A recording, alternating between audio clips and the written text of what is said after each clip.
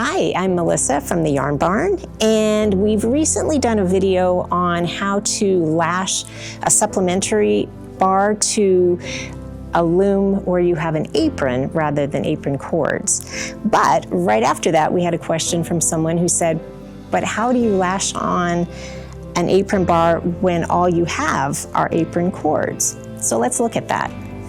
So there are two main types of connections for joining the apron bar to the beam, either the warp beam in the back or the cloth beam in the front.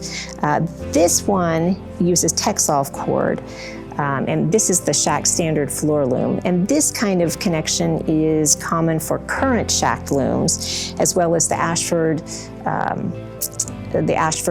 standard floor loom and their table looms. So what's distinctive about this is you have a single connection point for each cord. So it goes through the beam, it loops through itself, and then comes up here and loops across the apron bar.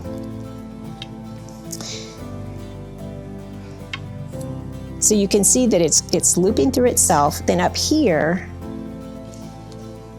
you can either use a Texsolv peg if you want to, but you can also loop it through itself.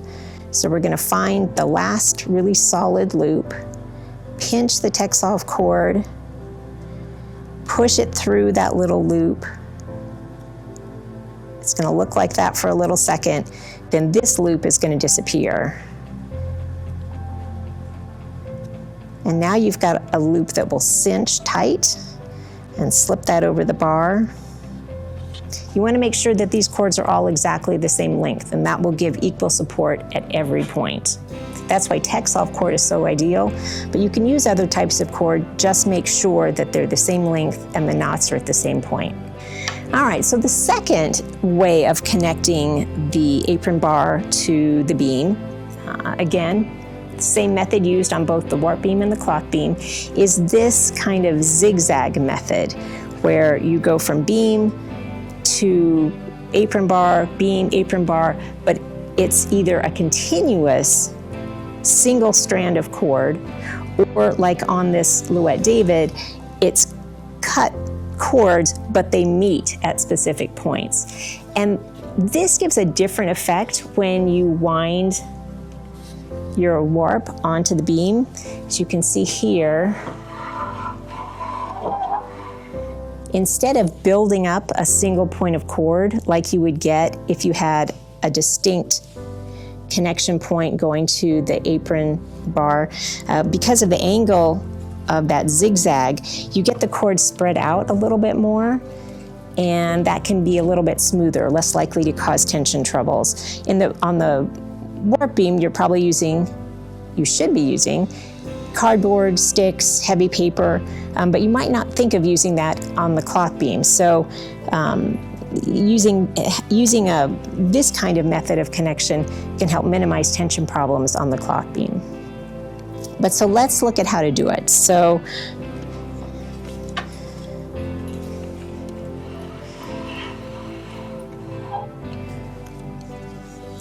again, this is the Louette David, and there are screw heads here that you connect pre-cut pieces of Texsolv cord. However, on older looms, specifically Shack looms, you might see, instead of screw heads, you'll actually see holes in the beam that you push a single piece of continuous cord through. So you'll tie it at one end, it'll go over the bar, and then you'll go down through the beam, through the hole, and then come back up to the apron, down through the hole, up, and then tie on the end. And you could see other variations, but that's kind of the basic look. You kind of do the same thing, whether you've got that style or this style, because what you need to do is make sure that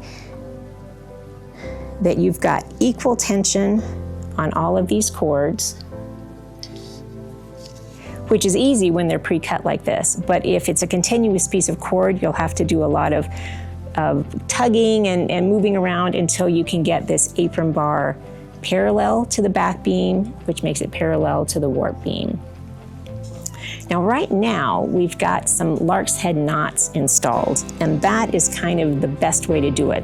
Let me show you the easy way to do it and then why you're better off using the lark's head knots. So I'm just going to pull this out, and here are our loops. So if you did just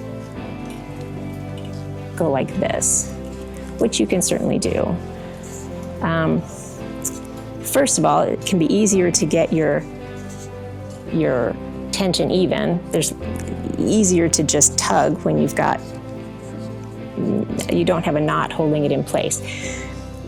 But so probably this is your first step, no matter what method you end up using. But so feed your apron bar through the loops, put tension on it, and then adjust these until they're even.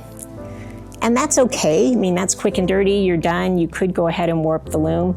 But as you can see, this isn't stable really, and it can just slip right out of those cords. So a better way to do it is to go ahead and put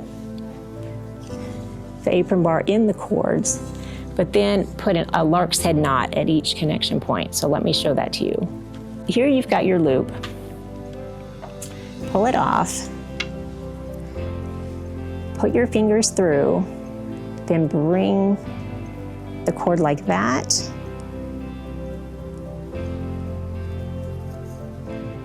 And now where my finger is, that's the part I'm going to slip onto here.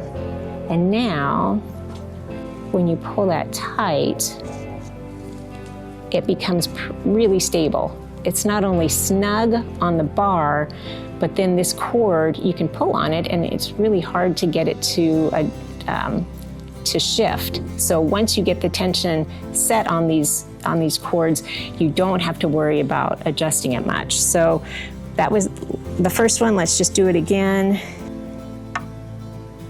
Like that.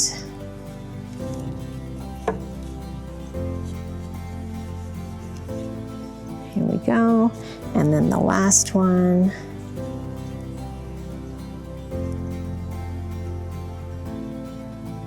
Like that. And there you go. You'll probably have to do still just a little bit of tugging and adjusting to get the cords so that they're equal tension on each one, but then you're good to go, and it's unlikely that you'll need to adjust that again very soon. So that's how you attach an apron bar to your warp beam or your cloth beam if you have cords instead of an apron. If you are troubled by some weaving question and you think it's something that we might be able to address on a video, leave your question in the comments and we'll see if we can do it.